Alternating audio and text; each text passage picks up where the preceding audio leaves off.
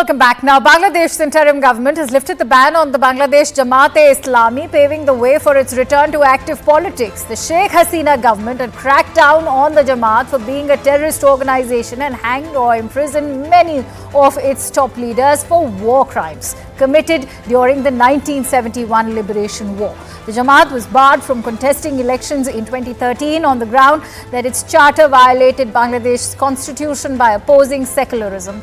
On Wednesday, interim law affairs advisor Asif Nazrul said that the ban on the Jamaat was politically motivated and not based on ideology. And that brings us to the question that we are now posing today on Bangladesh lifting this ban on Jamaat. Is there a churn in the neighborhood? And for that, let me introduce our esteemed guest today. I'm joined in by Mr. Mirza Fakhrul Islam Alamgir, who is the General Secretary of the BNP and former State Minister of Civil Aviation and Tourism of Bangladesh. Many thanks to you, Mr. Alamgir, for joining in.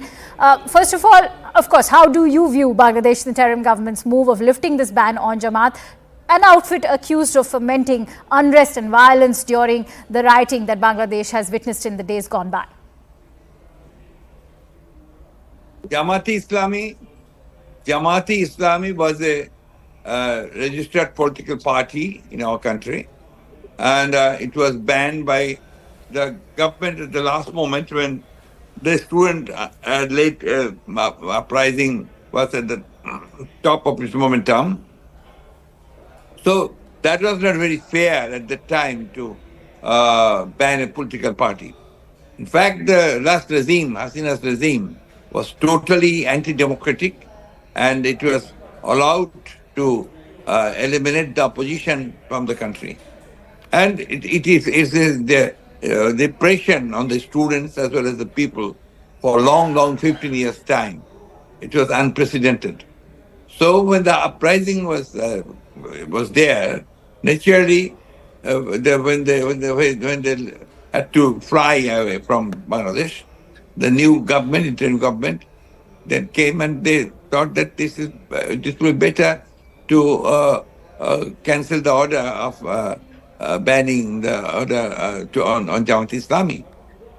So I don't think that this order cancelling the ban was any illegal thing. It was totally because Bangladesh is a democratic country. Constitutional rights are there for anybody to form any party and do politics. Mr. Alamgir, it's very interesting that you're saying that Sheikh Hasina government's move was anti-democratic, but does it not make Jamaat an anti-democratic party? Because many of the leaders have been hanged or jailed because they've been convicted of crimes against humanity, including abduction, killing and rape that were committed back in the 1971 war.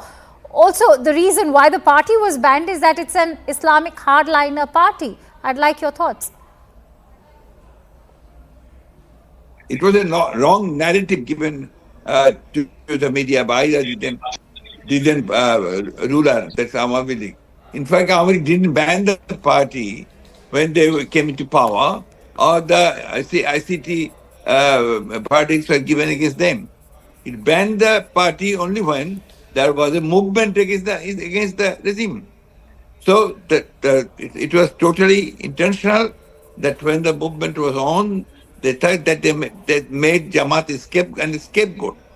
So it was not the case, in fact. The main problem is Jamaat was a registered political party. It was a democratic political party. It participated in all the elections of our country. And there were representation of the Jamaat as well as in the parliament. Mr. Alamgir, the uplifting of the ban on Jamaat is also being seen as a move that will attract and turn Jamaat-e-Islami into a BNP loyalist, because people disenchanted with the past government of Sheikh Hasina government will now become allies to the BNP. That also includes the Jamaat. Do you agree? This is a wrong narrative given by some media people, and especially the Indian media. Jamaat is not our loyal party. Jamaat's ideology and our ideology is completely different. In fact, Jamaat is acting against. You know, Mr. Alamgir, it's not just a wrong narrative. The chief of Jamaat has very recently. It's what's being reported in all of international media, including India. So I don't know whether any report like that, I haven't hear that UN has given such reports, because the allegations of any riot or any repression of the Hindus are totally baseless, and there was no such incident. No, And but the government and the other political parties are always protecting them. Mr. Alamgir, it's not us, but the UN which has gone ahead with this report, which quotes various newspaper reports, and they have enlisted examples across 27 districts in Bangladesh which have reported violence, attacks on Hindus and their businesses. And this is a report that has been compiled by the United Nations, and we have Global Human Rights Defense also, which has joined hands with the United Nations Department of Economic and Social Affairs. How can such a report be just simply labeled as baseless? This is not true. This is baseless. Not at all. This report is not founded on facts.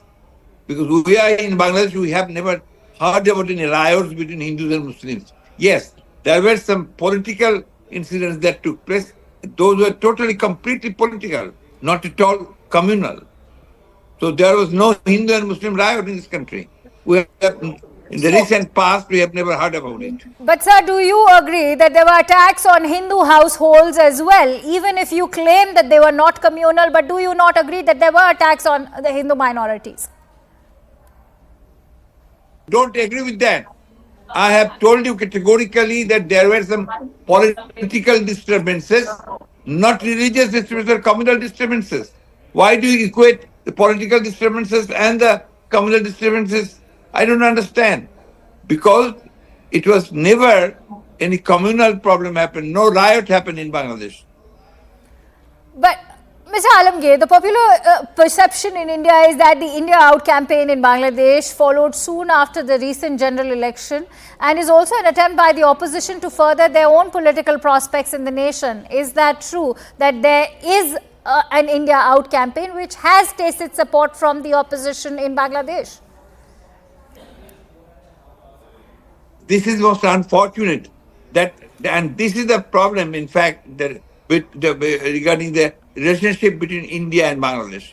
Always a false narrative is given in the media. That is totally wrong.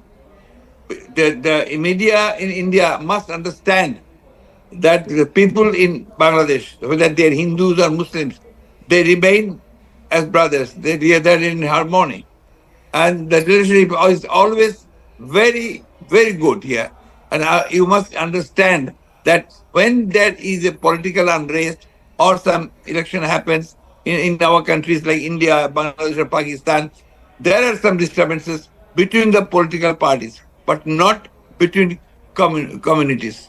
Mr. Not Alamgir, the Hindus and Muslims people or things like that. It never happens like that. We are aware that there's a sentiment within the BNP which says that, there was an ecosystem of government, diplomats, bureaucrats, politicians and think tanks that created a bogeyman to mislead the Indian establishment into believing that Indo-Bangla relations would deteriorate without the Sheikh Hasina-led Awami League government. Now that the new interim government under Professor Yunus is very much in power, we know that elections are going to happen. What will be your message to the Indian dispensation?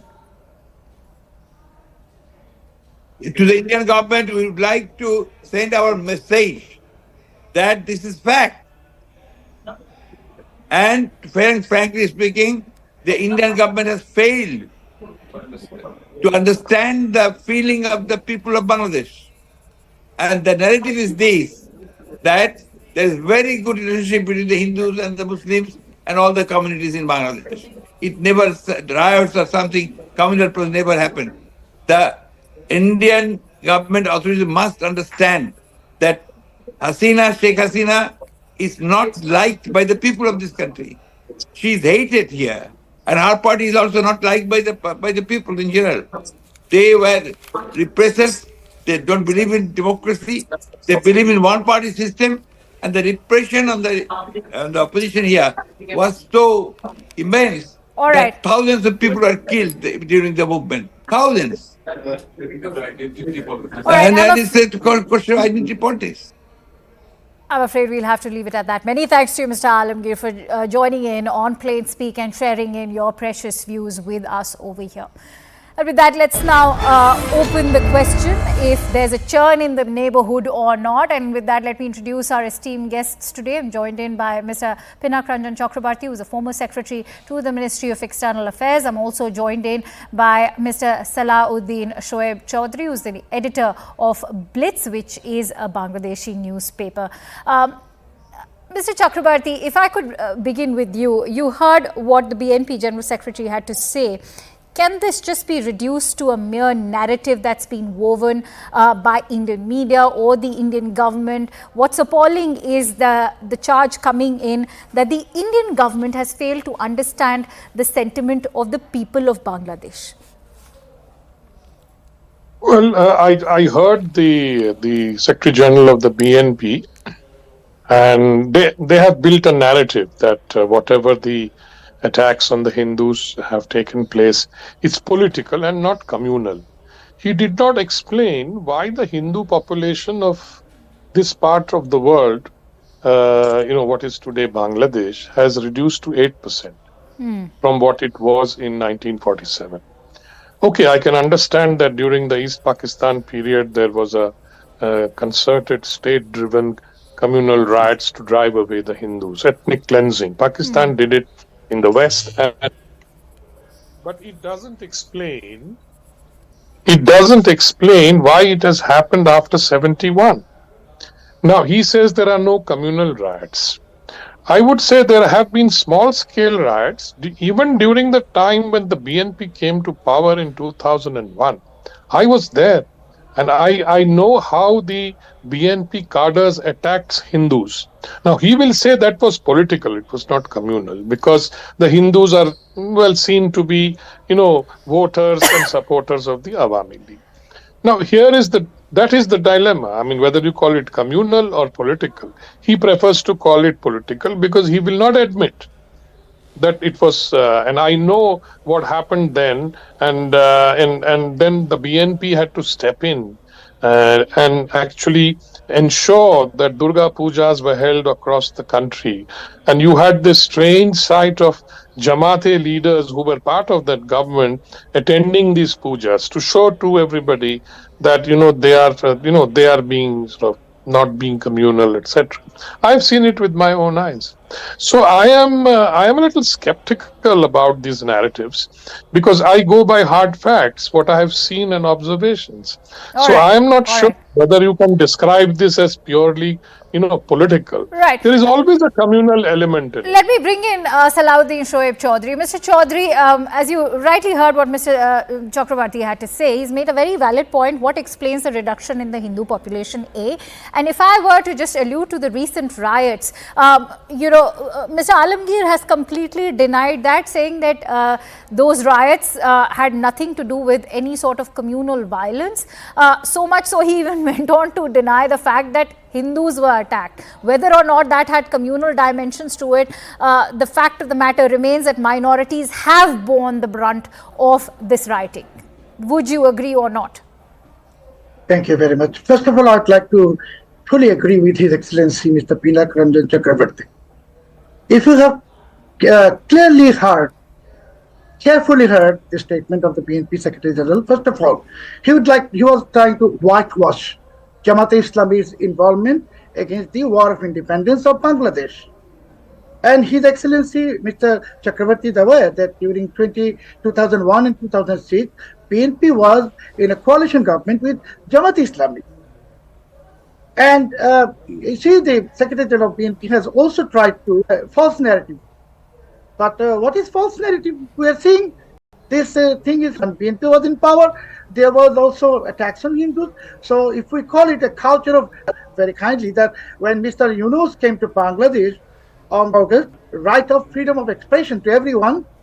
But I can see from here in Dhaka, it's a culture of suppression. We journalists are afraid of. Why? Because if you know that for the last few days since this revolutionary government came in power, they call themselves revolutionary government, not interim. So as they came to power, there are hundreds of Christians 30 journalists with the International Crime Tribunal. So and then you are expecting that the truth may be told, and now you're accusing the Indian media. What is their crime? They're telling the truth. And you see, the Secretary General was the way he was talking, as if a spokesperson, his body language was as if he is representing this government, meaning this government is BNP, pseudo anti-India, anti-Hindu government. I would like to firmly say they may file a case against me. Matter done during the 1971 War of Independence of this country, and I'm extremely shocked, extremely shocked. Strong in his own condemnation as well, but see now that.